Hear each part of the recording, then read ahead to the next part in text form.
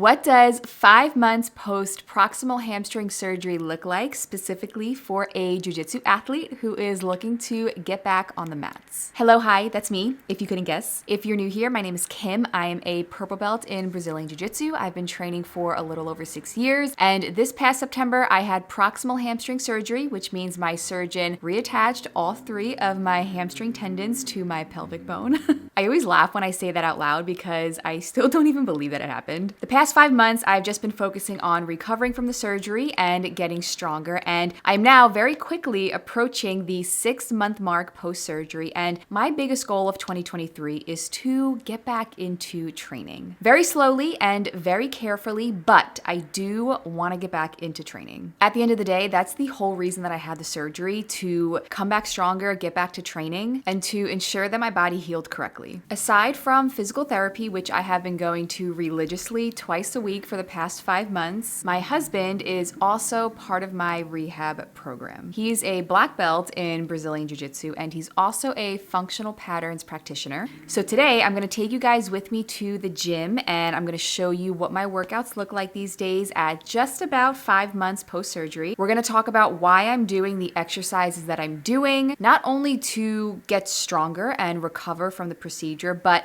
also specifically to get back into jiu-jitsu. We are also gonna sit down and pick Todd's brain a little bit and really get into the optimal strength and conditioning program for jiu-jitsu practitioners. Whether you're a hobbyist and you just train as much as you can, or you're a competitor and you're training at least once a day, 6 days a week, maybe you train twice a day, what should you be doing as a jiu-jitsu practitioner to ensure that your body remains strong, that you are injury proof, and most importantly, so that you are able to properly function throughout all of your daily activities. So let's head to the gym.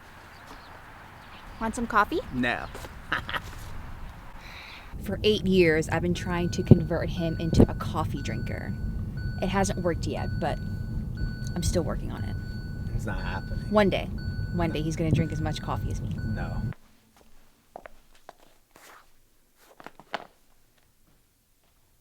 So this is all we're using: a medicine ball and a pair of dumbbells.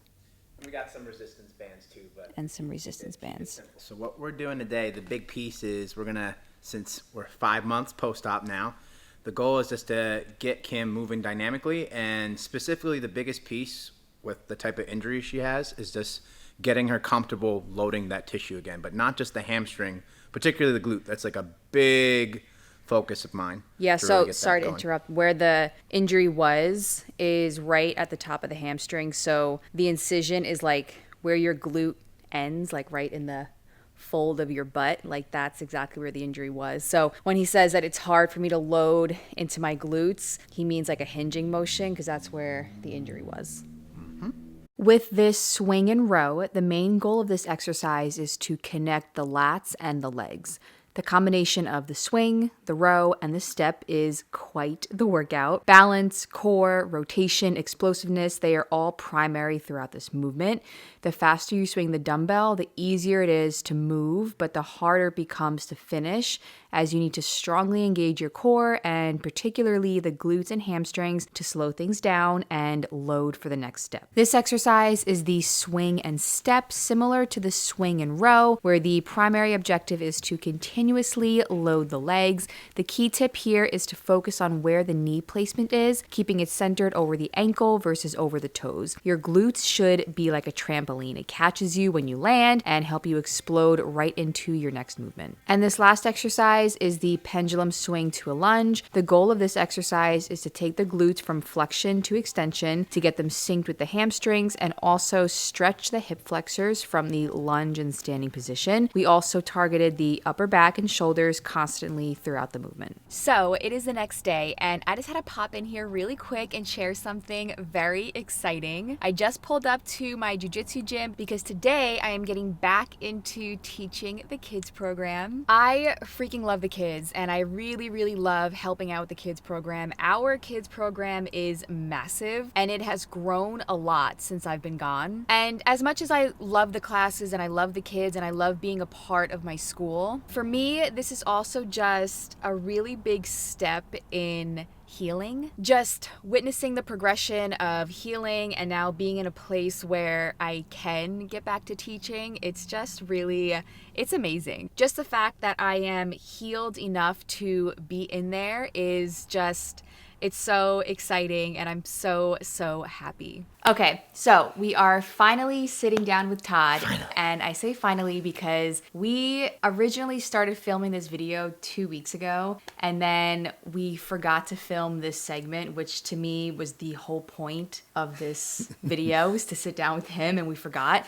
And then we tried to do it the next week, and it just wasn't working out. And now here we are 2 weeks later, we are finally sitting down to film it. Sometimes it's nearly impossible to sit down with him at the same time and do stuff like this, so I wanted to get this video out earlier, so now hopefully we will get it out within the next couple of days. But anyway, for those of you who don't know, this is Todd, my husband, and we are going to chat with him today about the ideal strength and conditioning programming for Jiu Jitsu athletes. If any of you are new around here, Todd is a black belt in Brazilian Jiu Jitsu, and he is certified in functional patterns. And what's the fancy name that you go by? I'm a human biomechanics specialist. He's a human biomechanics specialist. Yes. Okay.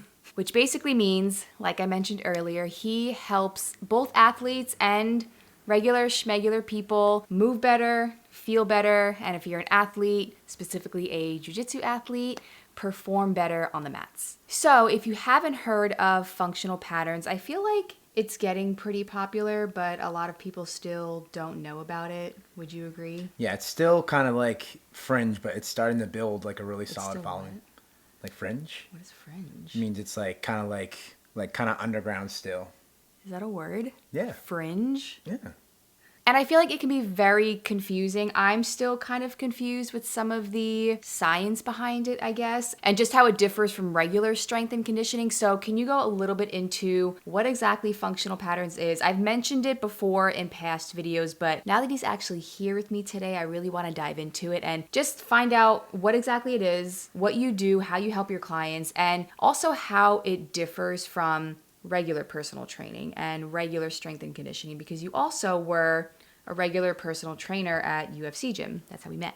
So, Todd, can you tell everybody what is functional patterns?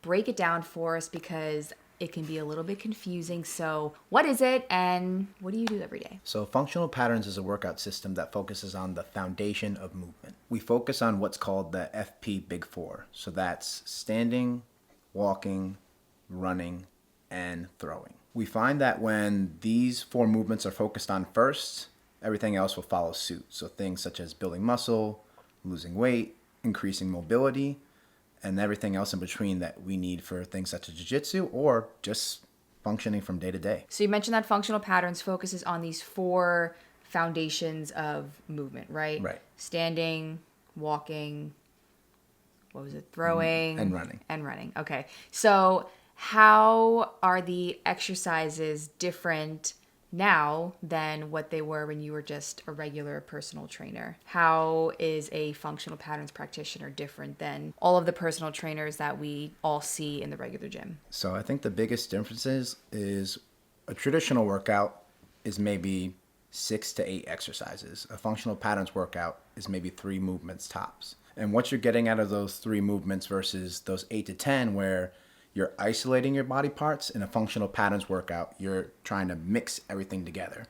So if I'm going to do a dumbbell row, I'm not just going to get the lat. When I do a functional patterns workout, I'm going to make sure to get my core, my legs, and everything else involved as well. Yeah, it's funny you say that. I feel like when I used to do all of my like body, and I still do kind of like my own regular workouts that aren't considered, I guess, functional pattern, like when I work out in the gym, but more so when I was doing like more bodybuilding types of exercises in the gym, I always had to be doing like at least 6 or 7 exercises. Like I feel like I wasn't getting a good workout unless I had that many exercises to do. But when I do a workout with you now, it's like 3, maybe 4 exercises. Maybe it's like 2 warm-up movements and then 3. Yeah, like 5 exercises total tops. Yeah. 2 of those being a warm-up and 3 of those being like the main workout. So it's very different. I find that when you keep it a little bit more specific, I think the biggest thing in traditional workouts is there's too much. I used to have a personal trainer as well, right? Back in the day when I used to train, I was a wrestler and I wanted to get stronger and perform better, right? But I feel I was doing so many exercises, I just almost felt overwhelming. Versus with functional patterns, I'm doing less exercises, but I feel like I'm getting even more benefit. So this is probably the question that a lot of you are probably here for and hoping to expect will be answered. And that is, so when it comes to jiu-jitsu, what are your thoughts on strength and conditioning? Like, what is the optimal programming and what would benefit jiu-jitsu athletes the most? I want to talk about what you think is the optimal programming for athletes because people love their yoga. People love to do CrossFit on the side. People still swear by their bodybuilding kind of workouts. So what do you think? You have a ton of experience in jiu-jitsu. You have a ton of experience training other people. Give us your thoughts. Yeah, so I've been around the block and I think that's a very common question in jiu-jitsu. Always I see people like, what are you doing for strength and conditioning? What are you doing for recovery? Yeah, I feel like it's this like subject that people are just so confused about. Like, just you don't know where to begin because everybody's going to tell you something different. People are going to tell you, oh, you need to just be doing like heavy barbell squats and deadlifts. Somebody else is going to tell you you need to do a 20-minute HIIT workout and call it a day. Absolutely. I think the biggest thing athletes have to consider is, are you getting a return on your training? So for example, what led me to functional patterns in the first place was I just wanted to improve my performance. I was competing like in 2 tournaments a month across a year.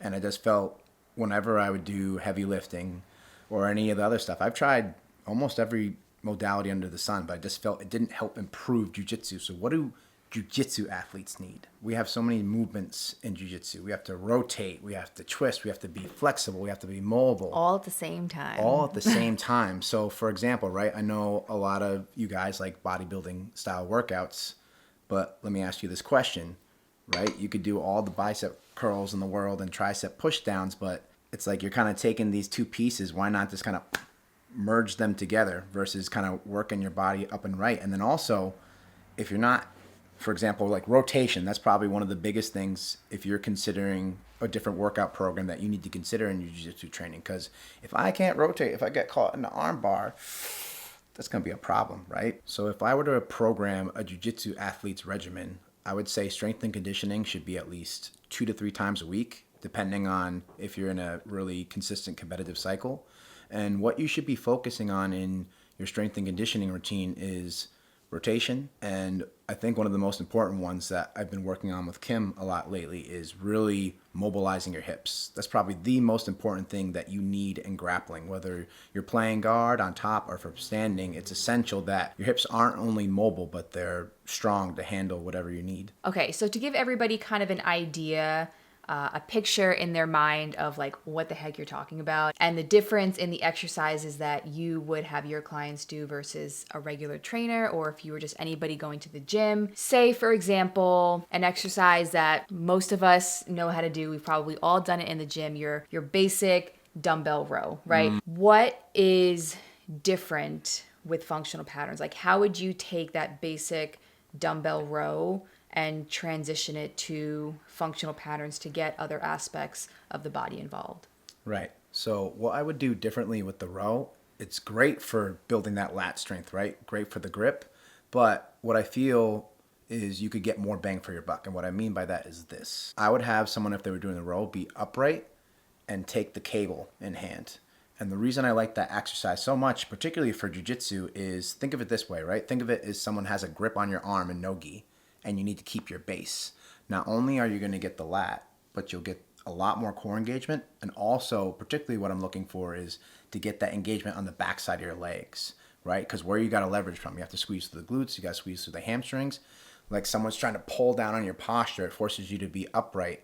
And not only do we get that lat, like I mentioned, but it just is a great overall exercise. I find that also with that particular exercise, it's like a lot of people are actually not engaging the lat. They're engaging like the traps, and correct. Over engagement of the traps over a long period of time can definitely lead to neck discomfort and upper back discomfort as well. So do you find that doing the row upright when your posture is completely up helps you to engage that lat more and engage the core more, so that you're not so much pulling the dumbbell into your neck essentially? Right. Pulling the dumbbell into the neck, which is a great point. And also a cool point for all you guys is the lat is actually connected to the glute. So when I pull, let's say I'm doing like something like a collar drag, not only is it the lat, but the glute is helping me to get that drive to pull that person through. So essentially, it's kind of like a lat glute relationship. And when you're upright, it's easier to get there. If you keep your knee on the bench, you can't really get your glute to like leverage Yeah, with the it's lat. almost like your lower body is completely like uninvolved in the exercise. Which I guess like to most people you're doing the dumbbell row on upper body day, right? Like you're doing it on back day. But when it comes to functional patterns, if you can get multiple things going at the same time, you can have a couple of full body days and spend the rest of your time in jiu-jitsu. Right, absolutely. And that's right. Think about it, guys. Like jiu-jitsu athletes, it's good to have those big lats, but think about like, yeah, that makes sense. Like I do want to have like power when I'm on my feet, and boom, working from here would be more beneficial versus I'm not going to be kneeling per se to get the row. I'm going to Yeah, and in jiu-jitsu, you're never just working one muscle at the same, like at one time. You've got multiple things going on at the same time. So that's why, I don't know, to me, looking at these workouts now, I guess it makes, the most sense, even though I still have a problem a lot of times with functional patterns because it's so hard. But it just makes sense that you're working multiple muscle groups at the same time. You're getting all of these different areas of your body going versus just one section at a time. Specifically, especially if you're a jiu-jitsu athlete, because we're never just only working our biceps or only, I don't know, working our triceps. You know, it's like we've always got multiple things going on at the same time. So to briefly wrap everything up, functional patterns is a system that helps you learn how to really get the muscles working together versus thinking about working out as just 8 to 10 different parts. Think of it as this is a system that needs to work together, and the better it works together, the better you're going to feel, the better you'll perform at jiu-jitsu as well. If anybody is interested in learning a little bit more about functional patterns, I will leave Todd's information in the description box below.